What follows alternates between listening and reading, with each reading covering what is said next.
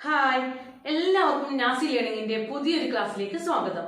ഇന്നത്തെ നമ്മുടെ ക്ലാസ് ഭരണഘടന എന്ന ടോപ്പിക്കിനകത്ത് വരുന്ന ഫണ്ടമെന്റൽ റൈറ്റ് അല്ലെങ്കിൽ മൗലിക അവകാശങ്ങൾ എന്ന ടോപ്പിക്കുമായി ബന്ധപ്പെട്ടാണ്. നമുക്ക് നോക്കാം അതിനകത്ത് വരുന്ന പ്രധാനപ്പെട്ട കാര്യങ്ങൾ. അപ്പോൾ മൗലിക അവകാശങ്ങൾ ഇന്ത്യൻ ഭരണഘടനയുടെ 3-ാം ഭാഗത്താണ് പറയുന്നത്. ഇന്ത്യൻ ഭരണഘടനയുടെ 3-ാം ഭാഗത്താണ് എന്തിനെ കുറിച്ച് പറയുന്നത്? മൗലിക അവകാശങ്ങളെ കുറിച്ച് പ്രതിപാദിക്കുന്നത്. അതുപോലെ തന്നെ ആർട്ടിക്കിൾ 12 മുതൽ 35 വരെയുള്ള വകുപ്പുകളിൽ പറയുന്നത് എന്താണ്? മൗലിക അവകാശങ്ങളെ കുറിച്ചാണ് അല്ലെ. ഭരണഘടനയുടെ ഭാഗം 3-ൽ പ്രസ്താവിക്കുന്നു.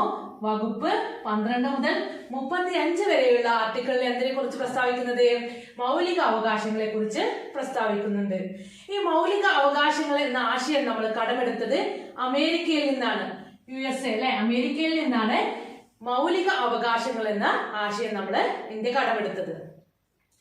മൗലിക അവകാശങ്ങൾ അറിയപ്പെടുന്നത് ഇന്ത്യയുടെ മാഗ്ന കാർട്ട എന്ന് അറിയപ്പെടുന്നു. അതുപോലെ തന്നെ ഇന്ത്യൻ ഭരണഘടനയുടെ ആണിക്കല്ല്, ഈ 2 പേരുകളിലും അറിയപ്പെടുന്നത് എന്താണ്? മൗലിക അവകാശങ്ങളാണ്. ഇന്ത്യയുടെ മാഗ്ന കാർട്ട എന്നറിയപ്പെടുന്നു. അതേപോലെ ഭരണഘടനയുടെ ആണിക്കല്ല് എന്നറിയപ്പെടുന്നതും എന്താണ്? മൗലിക അവകാശങ്ങളെയാണ്. മൗലിക അവകാശങ്ങൾ തുടക്കത്തിൽ 7 എണ്ണം ഉണ്ടായിരുന്നു അല്ലെ. ഇപ്പൊ എത്ര എണ്ണേ ഉള്ളൂ? 6 എണ്ണേ ഉള്ളൂ. മൗലിക അവകാശങ്ങൾ 6 മൗലിക അവകാശങ്ങളാണ് ഇപ്പോ ഇന്ത്യൻ ഭരണഘടന പറയുന്നത്. 7ാമത്തെ മൗലികാവകാശമായ സ്വത്തവകാശം 1978 44-ാം ഭേദഗതി പ്രകാരം എന്തായി? നിയമാവകാശമായിട്ട് മാറി. 1978 44-ാം ഭേദഗതി പ്രകാരം സ്വത്തവകാശം നിയമാവകാശമായി മാറി അല്ലെ. അതുകൊണ്ട് ഇപ്പോൾ മൗലികാവകാശം 6 എണ്ണേ ഉള്ളൂ. തുടക്കത്തിൽ എത്ര എണ്ണം ഉണ്ടായിരുന്നു? 7 ആയിരുന്നു. അപ്പൊ സ്വത്തവകാശം അതിൽ നിന്ന് മാറ്റി അതെന്തായി മാറി? നിയമ അവകാശമായിട്ട് മാറി. മൊറാർജി ദേശായി പ്രധാനമന്ത്രിയായിരിക്കുന്ന സമയത്താണ് എന്ന് മാറിയത്? 1978 44-ാം ഭേദഗതി പ്രകാരം നിയമാവകാശമായിട്ട് സ്വത്തവകാശം മാറിയത്. അതുപോലെ തന്നെ മൗലിക അവകാശങ്ങളുടെ ശില്പി എന്നറിയപ്പെടുന്നത് സർദാർ വല്ലഭായ് പട്ടേലാണ്. സർദാർഭായ് പട്ടേലാണ് മൗലിക അവകാശങ്ങളുടെ ശില്പി എന്ന് അറിയപ്പെടുന്നത്. ഇദ്ദേഹമാണ് ഭരണഘടനാ നിർമ്മാണ സമിതിയിലെ മൗലിക അവകാശങ്ങൾ എന്ന വകുപ്പിന്റെ തലവനായിരുന്നത്. മൗലിക അവകാശ കമ്മിറ്റി ഉണ്ടായിരുന്നു അല്ലെ. അതിന്റെ തലവനായിട്ട് പ്രവർത്തിച്ചിരുന്ന ആരാണ്? സർദാർ വല്ലഭായ് പട്ടേലാണ്. അദ്ദേഹം അറിയപ്പെടുന്നത് മൗലിക അവകാശങ്ങളുടെ ശില്പി എന്ന് അറിയപ്പെടുന്നു. അപ്പൊ നമ്മൾ പറഞ്ഞു 6 മൗലിക അവകാശങ്ങളാണ് നമ്മുടെ ഇന്ത്യൻ ഭരണഘടനയിൽ ഇപ്പോൾ നിലവിലുള്ളത് അല്ലെ. നമുക്ക് ഓരോന്നായിട്ട് നോക്കാം. ഫസ്റ്റ് മൗലികാവകാശം എന്ന് പറയുന്നത് സമത്വത്തിനുള്ള അവകാശം. 14 മുതൽ 18 വരെയുള്ള വകുപ്പുകളിലാണ് എന്തിനെ കുറിച്ച് പ്രസ്താവിക്കുന്നത്? സമത്വത്തിനുള്ള അവകാശത്തെ കുറിച്ച് പറയുന്നത്. അപ്പൊ മൗലികാവകാശങ്ങളിൽ 1-ാമത്തേതാണ് സമത്വത്തിനുള്ള അവകാശം. വകുപ്പ് 14 മുതൽ 18 വരെ പറയുന്നത് എന്തിനെ കുറിച്ചാണ്? സമത്വത്തിനുള്ള അവകാശത്തെ കുറിച്ചാണ് അല്ലെ. ഇതിൽ 14 പറയുന്നത് എന്താണ്?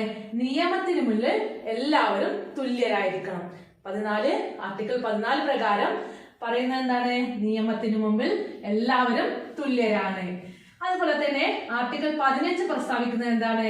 സ്ത്രീകൾക്കും അതുപോലെ തന്നെ കുട്ടികൾക്കും പ്രത്യേക പരിഗണന നൽകണമെന്ന് പറയുന്നു.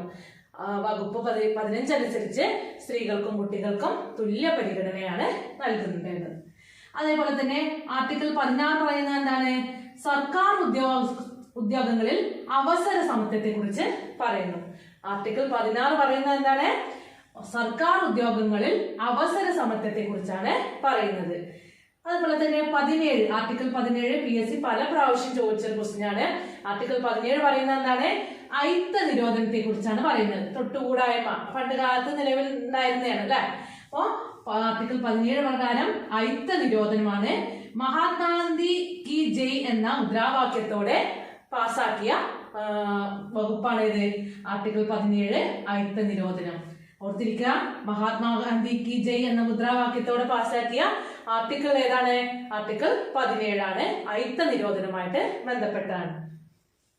അതേപോലെ തന്നെ ഈ അയിത്ത നിരോധനവുമായി ബന്ധപ്പെട്ട 1955 സിവിൽ അവകാശ സംരക്ഷണം ഇന്ത്യൻ പാർലമെന്റ് പാസ്സാക്കുന്നത്. 1955 അയിത്ത നിരോധനവുമായി ബന്ധപ്പെട്ട സിവിൽ അവകാശ സംരക്ഷണം ഇന്ത്യൻ പാർലമെന്റ് പാസ്സാക്കുന്നത്. ഇനി ആർട്ടിക്കിൾ 18 പറയുന്നത് എന്താണ്? പദവി നാമങ്ങൾ നിരോധിക്കുന്നത്. ഇത് എന്തിനു ബാധകമല്ല? അക്കാദമി അത് മിലിറ്ററിയിലും ബാധകമല്ല. മറ്റ് സ്ഥലങ്ങളിൽ എന്താണ്? പദവി നാമങ്ങൾ നിരോധിക്കുന്ന സംബന്ധിച്ചാണ് ആർട്ടിക്കിൾ 18 പറയുന്നത്. അടുത്ത മൗലികാവകാശമാണ് 6 മൗലിക സ്വാതന്ത്ര്യത്തെ കുറിച്ചാണ് പറയുന്നത്. മൗലികാവകാശങ്ങളിൽ രണ്ടാമത്തേതാണ് 6 മൗലിക സ്വാതന്ത്ര്യത്തെ കുറിച്ച് പറയുന്നു. വകുപ്പ് 19 മുതൽ 22 വരെയാണ് ഇതിൽ ഉൾക്കൊള്ളുന്നത്? മൗലിക സ്വാതന്ത്ര്യങ്ങളിൽ ഉൾക്കൊള്ളുന്നത്. ഇതിൽ ആർട്ടിക്കിൾ 19 അനുസരിച്ച് പത്രസ്വാതന്ത്ര്യത്തെ കുറിച്ച് പറയുന്നു. ആർട്ടിക്കിൾ 19 പറയുന്നത് എന്താണ്? പത്ര സ്വാതന്ത്ര്യത്തെ കുറിച്ചാണ് പറയുന്നത് അല്ലെ. 4th എസ്റ്റേറ്റ് എന്നറിയപ്പെടുന്നത് മാധ്യമങ്ങളാണ്, പത്രങ്ങളാണ് എന്നറിയപ്പെടുന്നത് 4th എസ്റ്റേറ്റ് എന്ന് അറിയപ്പെടുന്നത്. അതേപോലെ ആർട്ടിക്കിൾ 20 പറയുന്നത് എന്താണ്? ഒരു വ്യക്തിയെ ഒരു കുറ്റത്തിന് ഒന്നിലധികം പ്രാവശ്യം ശിക്ഷ നൽകാൻ പാടില്ല. ആർട്ടിക്കിൾ 20 പറയുന്നത് എന്താണ്? ഒരു വ്യക്തിയെ ഒരു കുറ്റത്തിന് ഒന്നിലധികം പ്രാവശ്യം ശിക്ഷ പാടില്ല എന്ന് പറയുന്നു. അതുപോലെ തന്നെ ആർട്ടിക്കിൾ 21 പറയുന്നതോ ജീവിക്കുന്നതിനും അതുപോലെ തന്നെ വ്യക്തി സ്വാതന്ത്ര്യത്തെ കുറിച്ചും പറയുന്നു. ആർട്ടിക്കിൾ 21 പറയുന്നത് ജീവിക്കുന്നതിനും വ്യക്തി സ്വാതന്ത്ര്യത്തിനുള്ള അവകാശത്തെ കുറിച്ച് പറയുന്നു. ഈ ആർട്ടിക്കിൾ 21 അറിയപ്പെടുന്നത് മൗലിക അവകാശങ്ങളുടെ അടിത്തറ എന്ന് അറിയപ്പെടുന്നു. മൗലിക അവകാശങ്ങളുടെ അടിത്തറ എന്നറിയപ്പെടുന്നത് ആർട്ടിക്കിൾ 21 ആണ്. ആർട്ടിക്കിൾ 21 പറയുന്നത് എന്താണ്? ജീവിക്കുന്നതിനും വ്യക്തി സ്വാതന്ത്ര്യത്തിനുമുള്ള സ്വാതന്ത്ര്യത്തെ കുറിച്ചാണ് പറയുന്നത്. അതുപോലെ തന്നെ ആർട്ടിക്കിൾ 21A പ്രധാനപ്പെട്ടതാണ്. 6 മുതൽ 14 വയസ്സ് വരെയുള്ള കുട്ടികൾക്ക് സൗജന്യ വിദ്യാഭ്യാസം മൗലിക അവകാശമാണെന്ന് പറഞ്ഞു അല്ലെ. ആർട്ടിക്കിൾ 21A പറയുന്നത് എന്താണ്? 6 മുതൽ 14 വയസ്സ് വരെയുള്ള കുട്ടികൾക്ക് വിദ്യാഭ്യാസം സൗജന്യമാണ്, അതായത് അവരുടെ മൗലിക അവകാശമായിട്ട് പരിഗണിക്കപ്പെട്ടു. ഇത് പാസ്സാകുന്നത് 86ാം ഭേദഗതി പ്രകാരം 2002 93ാം ഭേദഗതി ബില്ല്. ആർട്ടിക്കിൾ 21A പാസ്സാക്കിയത് 86ാം ഭേദഗതി പ്രകാരം 2002 93ാം ഭേദഗതി ബില്ല് പ്രകാരമാണത് എന്തിൽ ഉൾക്കൊള്ളത്? ആർട്ടിക്കിൾ 21A ഉൾക്കൊണ്ടത് അല്ലെ, മൗലികാവകാശങ്ങളിൽ ഉൾക്കൊണ്ടത്. അതുപോലെ തന്നെ ആർട്ടിക്കിൾ 20ഉം 21ഉം അടിയന്തരാവസ്ഥ സമയത്ത് പോലും റദ്ദാക്കാനായിട്ട് കഴിയില്ല. ആർട്ടിക്കിൾ 20 അതുപോലെ തന്നെ 21 അടിയന്തരാവസ്ഥ കാലത്ത് റദ്ദാക്കാൻ കഴിയാത്ത ആർട്ടിക്കിളാണ്. ആർട്ടിക്കിൾ 22 പറയുന്നത് എന്താണ്? ഒരാളെ അറസ്റ്റ് ചെയ്ത് കഴിഞ്ഞാൽ അത് 24 മണിക്കൂറിനകം റിപ്പോർട്ട് ചെയ്യണം അല്ലെ. ആ അറസ്റ്റ് 24 മണിക്കൂറിനകം റിപ്പോർട്ട് ചെയ്യണം. ഒരാളെ അറസ്റ്റ് ചെയ്ത് കഴിഞ്ഞാൽ 24 മണിക്കൂറിനകം അത് റിപ്പോർട്ട് ചെയ്യണമെന്ന് ആർട്ടിക്കിൾ 22 പറയുന്നു. ഇനി മൂന്നാമത്തെ മൗലികാവകാശമാണ് ചൂഷണത്തിനെതിരെയുള്ള അവകാശം. ചൂഷണത്തിനെതിരെയുള്ള അവകാശം ഉൾക്കൊള്ളുന്നത് വകുപ്പ് 23 മുതൽ 24 വരെയാണ് അല്ലെ. 23 പറയുന്നത് എന്താണ്? അടിമത്ത നിരോധനത്തെ കുറിച്ചാണ് പറയുന്നത്. അടിമത്ത നിരോധനത്തെ കുറിച്ച് പ്രസ്താവിക്കുന്ന ആർട്ടിക്കിളാണ് ആർട്ടിക്കിൾ 23. അതുപോലെ തന്നെ ആർട്ടിക്കിൾ 24 പറയുന്നത് എന്താണ്? ബാലവേല നിരോധനത്തെ കുറിച്ചാണ് പറയുന്നത്. ആർട്ടിക്കിൾ 24 പറയുന്നത് ബാലവേല നിരോധനത്തെ കുറിച്ചാണ്. ബാലവേല ഇല്ലാത്ത ഉൽപ്പന്നങ്ങളുടെ നമ്മൾ എന്ത് പറയും? റഗ് മാർക്ക് ഉണ്ടാവും അല്ലെ. അവരെ ഗുണമേന്മ സൂചിപ്പിക്കാനാണ് റഗ് മാർക്ക്. റഗ് മാർക്ക് എന്തുമായി ബന്ധപ്പെട്ടാണ്? ബാലവേല ഇല്ലാതെ ഉപയോഗിക്കുന്ന ഉൽപ്പന്നങ്ങളുടെ ഗുണമേന്മയെ കണക്കാക്കാനാണ് റഗ് മാർക്ക്. അപ്പൊ അതറിയപ്പെടുന്നത് എന്താണ്? ഗുഡ് വീവ് എന്നാണ് അറിയപ്പെടുന്നത്. അതുപോലെ തന്നെ നാലാമത്തെ മൗലികാവകാശമാണ് മതസ്വാതന്ത്ര്യത്തിനുള്ള അവകാശം. ആർട്ടിക്കിൾ 25 മുതൽ 28 വരെയുള്ള വകുപ്പുകളിലാണ് ഇതിനെ കുറിച്ച് പറയുന്നത്. മതസ്വാതന്ത്ര്യത്തിനുള്ള അവകാശത്തെ കുറിച്ച് പറയുന്നത്. മൗലികാവകാശങ്ങളിൽ നാലാമത്തേതാണ് മതസ്വാതന്ത്ര്യത്തെ കുറിച്ചുള്ള അവകാശം എന്ന് പറയുന്നത്. ആർട്ടിക്കിൾ 25 മുതൽ 28 വരെയാണ് ഇതിനെ കുറിച്ച് പ്രസ്താവിക്കുന്നത്. ഇതില് നെക്സ്റ്റ് ആണ് 5ാമത്തെ അല്ലെ, സംസ്കാരവും അതുപോലെ തന്നെ വിദ്യാഭ്യാസപരമായിട്ടുള്ള അവകാശത്തെ കുറിച്ച് പറയുന്നത്. ആർട്ടിക്കിൾ മൗലികാവകാശം 5 പറയുന്നത് എന്താണ്? സംസ്കാരവും അതുപോലെ തന്നെ വിദ്യാഭ്യാസപരമായിട്ടുള്ള അവകാശത്തെ കുറിച്ച് പറയുന്നു. വകുപ്പ് 29 മുതൽ 30 വരെയാണ് ഇതിനെ കുറിച്ച് പറയുന്നത്.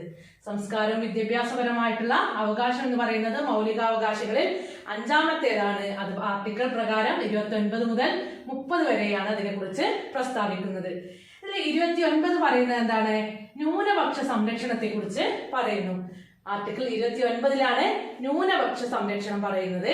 അതുപോലെ തന്നെ ആർട്ടിക്കിൾ 30 പറയുന്നത് എന്താണ്? ന്യൂനപക്ഷങ്ങളുടെ വിദ്യാഭ്യാസ സ്ഥാപനങ്ങളെ കുറിച്ചാണ്.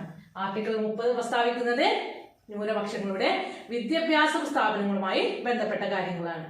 അപ്പൊ നമ്മൾ മൗലികാവകാശങ്ങളെ കുറിച്ച് പറഞ്ഞുകൊണ്ടിരിക്കുന്നത് അല്ലെ. മൗലികാവകാശങ്ങൾ ഭരണഘടനയുടെ 3-ാം ഭാഗത്തിൽ ഉൾക്കൊള്ളിച്ചിരിക്കുന്നു. അതുപോലെ തന്നെ വകുപ്പ് 12 മുതൽ 35 വരെയാണ് മൗലികാവകാശത്തെ കുറിച്ച് നമ്മൾ ഭരണഘടനയെ പറയുന്നത്. ഈ മൗലിക അവകാശങ്ങൾ എന്ന ആശയം നമ്മൾ കടമെടുത്ത എവിടുന്നാണ്? USA, അമേരിക്കയിൽ നിന്നാണ് അല്ലെ. അതുപോലെ തന്നെ മൗലിക അവകാശങ്ങൾ അറിയപ്പെടുന്നത് ഇന്ത്യൻ ഭരണഘടനയുടെ മാഗ്നാ കാർട്ട, ഇന്ത്യൻ ഭരണഘടനയുടെ ആണിക്കല്ല് എന്ന പേരിൽ അറിയപ്പെടുന്നു. നമുക്ക് 6 മൗലികാവകാശങ്ങളാണ് ഇപ്പോൾ നിലവിലുള്ളത്. ആദ്യം എത്രയായിരുന്നു?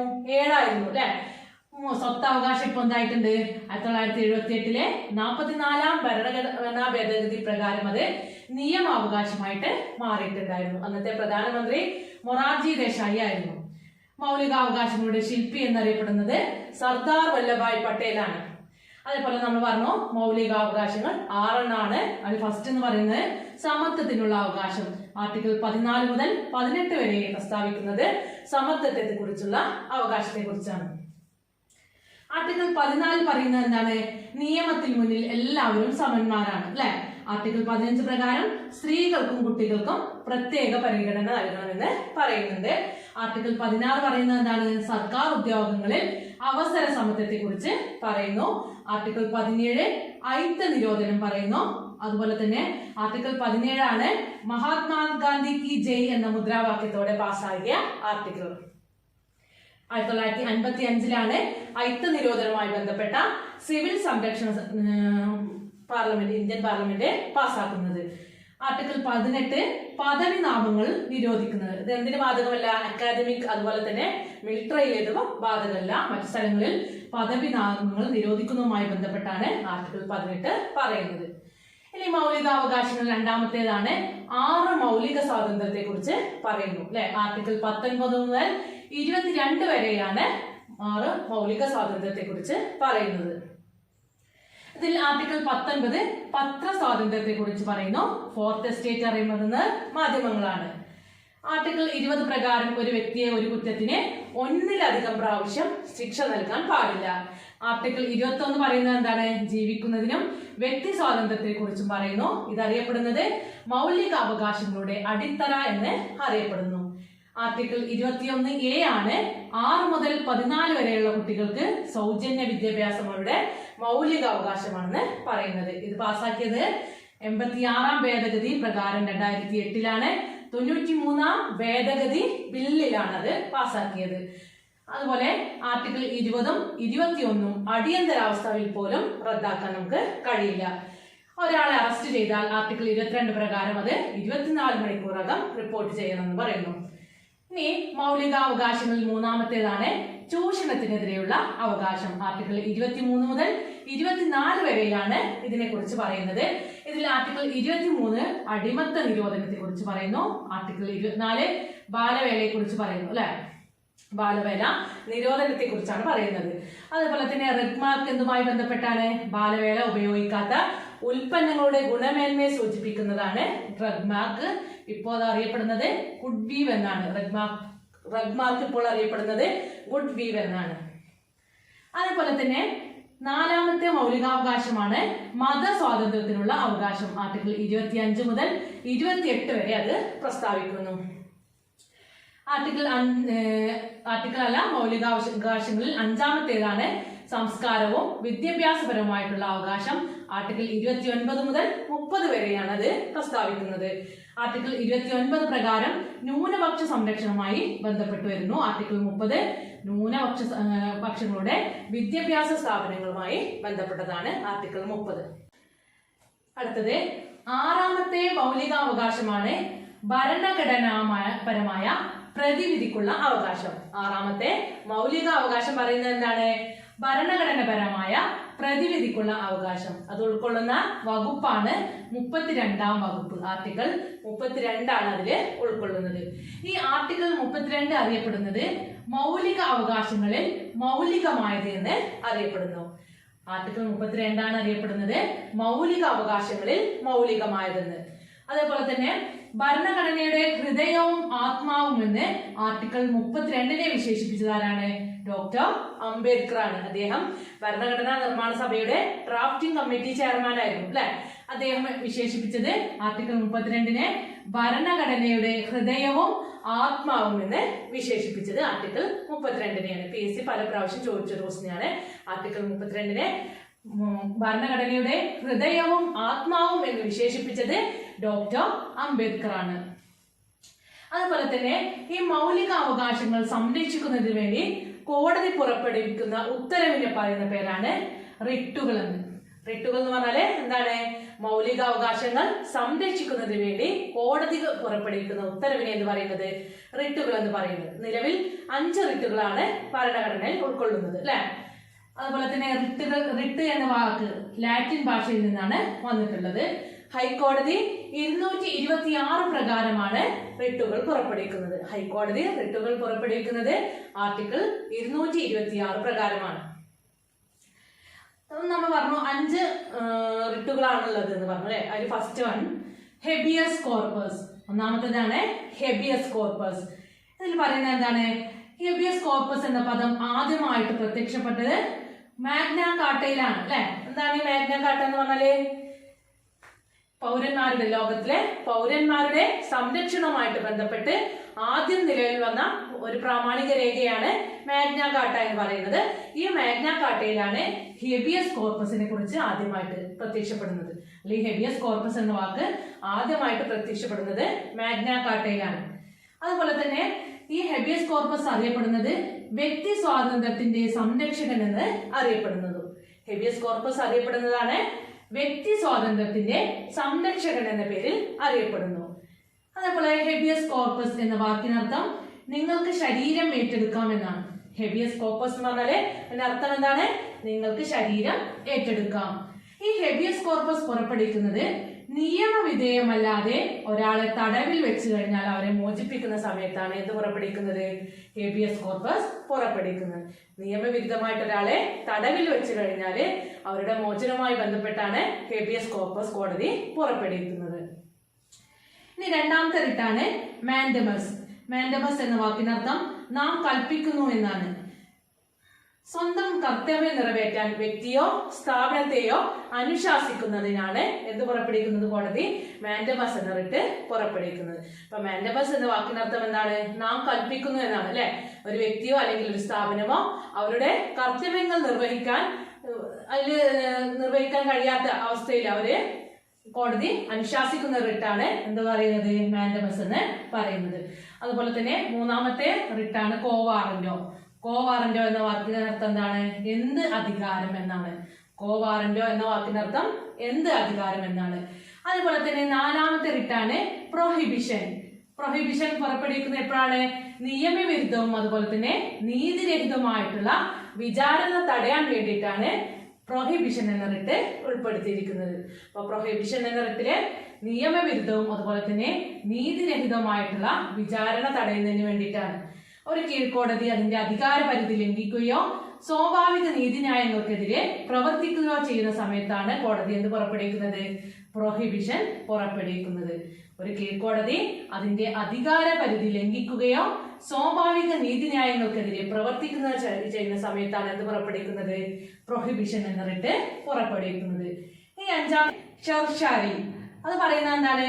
ഒരു കേസ് കീഴ്ക്കോടതിയിൽ നിന്നും മേൽക്കോടതിയിലേക്ക് മാറ്റാനുള്ള ഉത്തരവിടുന്ന റിട്ടിനെ എന്ന് പറയുന്നത് ഷർഷറി എന്ന് പറയുന്നത്. നമ്മൾ 5 റിട്ടുകളെ കുറിച്ച് പറഞ്ഞു അല്ലെ. ഭരണഘടനാപരമായിട്ടുള്ള പ്രതിവിധിക്കുള്ള അവകാശമാണ് 6ാമത്തെ മൗലിക അവകാശങ്ങൾ ഉൾക്കൊള്ളിച്ചിരിക്കുന്നത്. അതുപോലെ തന്നെ ആർട്ടിക്കിൾ 32 പ്രകാരമാണ് ഇത് അല്ലെ. ഭരണഘടനാപരമായ പ്രതിവിധിക്കുള്ള അവകാശത്തിൽ ഉൾക്കൊള്ളുന്നത് ആർട്ടിക്കിൾ 32 ആണ്. ഈ ആർട്ടിക്കിൾ 32 അറിയപ്പെടുന്നത് എങ്ങനെയാണ്? മൗലിക അവകാശങ്ങൾ മൗലികമായതെന്ന് അറിയപ്പെടുന്നു. അതുപോലെ തന്നെ ഭരണഘടനയുടെ ഹൃദയവും ആത്മാവും എന്ന് അംബേദ്കർ വിശേഷിപ്പിച്ചത് ആർട്ടിക്കിൾ 32നെയാണ്. മൗലിക അവകാശങ്ങൾ സംരക്ഷിക്കുന്നതിന് വേണ്ടി കോടതി പുറപ്പെടുവിക്കുന്ന ഉത്തരവിനെ എന്ന് പറയുന്നത് റിട്ടുകൾ എന്ന് പറയുന്നത്. റിട്ട് എന്ന വാക്ക് എവിടുന്നാ വന്നത്? ലാറ്റിൻ ഭാഷയിൽ നിന്നാണ് അല്ലെ. ഹൈക്കോടതി ആർട്ടിക്കിൾ 226 പ്രകാരമാണ് റിട്ടുകൾ പുറപ്പെടുവിക്കുന്നത്. അതുപോലെ തന്നെ 5 റിട്ടുകളാണ് നിലവിലുള്ളത്. അതിൽ ആദ്യത്തേതാണ് ഹെബിയസ് കോർപ്പസ്. അത് ആദ്യമായിട്ട് പ്രത്യക്ഷപ്പെട്ടത് മാഗ്ന കാർട്ടയിലാണ്. ഇത് അറിയപ്പെടുന്ന പേരാണ് വ്യക്തി സ്വാതന്ത്ര്യത്തിന്റെ സംരക്ഷണം അറിയപ്പെടുന്നു. ഹെബിയസ് കോർപ്പസ് എന്ന വാക്കിനർത്ഥം എന്താണ്? നിങ്ങൾക്ക് ശരീരം ഏറ്റെടുക്കാം എന്നാണ്. അതുപോലെ തന്നെ നിയമവിധേയമല്ലാതെ തടവിൽ വെച്ച് കഴിഞ്ഞാൽ അവരെ മോചിപ്പിക്കുന്നതുമായി ബന്ധപ്പെട്ടാണ് ഹെബിയസ് കോർപ്പസ് പുറപ്പെടുവിക്കുന്നത്. Next one mandamus. മാൻഡമസ് എന്ന വാക്കിനർത്ഥം നാം കൽപ്പിക്കുന്നു എന്നാണ് അല്ലെ. അതുപോലെ സ്വന്തം കർത്തവ്യം നിറവേറ്റാൻ വ്യക്തിയോ സ്ഥാപനമോ മടിക്കുന്ന സമയത്ത് അവരെ അനുശാസിക്കുന്നതിനാണ് എന്ത് പുറപ്പെടുവിക്കുന്നത്? മാൻഡമസ് എന്ന റിട്ട് പുറപ്പെടുവിക്കുന്നതാണ്. അടുത്തതാണ് കോവാറന്റോ. എന്ത് അധികാരം എന്നാണ് ആ വാക്കിന് അർത്ഥം. 4-മത്തേത് പ്രൊഹിബിഷൻ. നിയമവിരുദ്ധവും നീതിരഹിതവുമായിട്ടുള്ള വിചാരണ തടയുന്നതിന് വേണ്ടിയിട്ടാണ് പ്രൊഹിബിഷൻ. അതുപോലെ തന്നെ ഒരു കീഴ്ക്കോടതി അതിന്റെ അധികാര പരിധി ലംഘിക്കുന്ന സമയത്ത് പുറപ്പെടുവിക്കുന്ന റിട്ട് ഏതാണ്? പ്രൊഹിബിഷൻ എന്ന റിട്ടാണ്. ലാസ്റ്റ് വണ്ണാണ് ഷെർഷറി. ഷെർഷറി എന്ന് പറയുന്നത് എന്താണ്? ഒരു കേസ് കീഴ്ക്കോടതിയിൽ നിന്നും മേൽക്കോടതിയിലേക്ക് മാറ്റാൻ പുറപ്പെടുവിക്കുന്ന ഉത്തരവിന് എന്ത് പറയുന്നത്? ഷെർഷറി എന്ന് പറയുന്നത്. അപ്പൊ നമ്മൾ 5 റിട്ടിനെ കുറിച്ച് പറഞ്ഞു അല്ലെ. ഇതാണ് മൗലിക അവകാശം എന്ന ടോപ്പിക്കിനകത്ത് വരുന്നത്. അപ്പൊ എല്ലാവർക്കും ഈ ക്ലാസ് മനസ്സിലായെന്ന് കരുതുന്നു.